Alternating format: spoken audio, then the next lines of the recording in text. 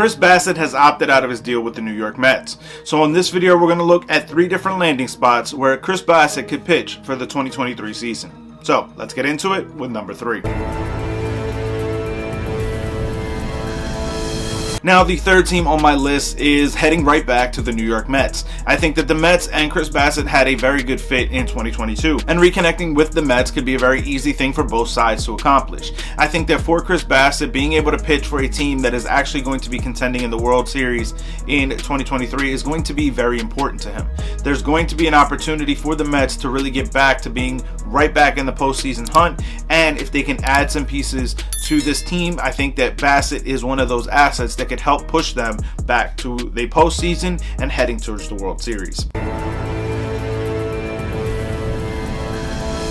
Now, as we look at the second team on my list, it is that of the Toronto Blue Jays. Yes, the Toronto Blue Jays are a team that is poised to head to the postseason. They are at the precipice, in my opinion, with the offensive team that they have. They have a ton of names in the starting rotation, but none that have truly been as good as Chris Bassitt was in 2022.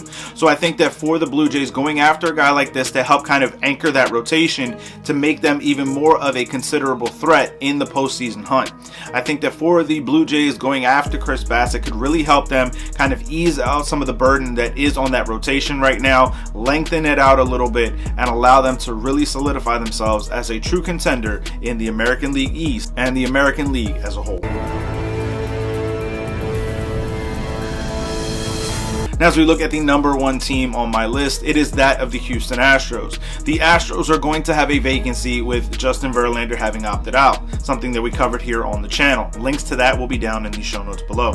But I do think that while Verlander is a good fit and likely will be back with the Astros, Chris Bassitt could be someone that they pivot to.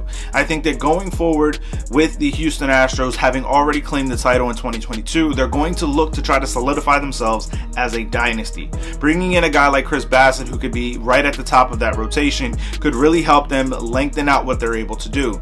Bassitt has pitched against them being a part of the Oakland A's for quite some time, and they understand and know exactly what he has. Pitchers go to Houston and seem to find new ways to reinvent themselves and to pitch even better.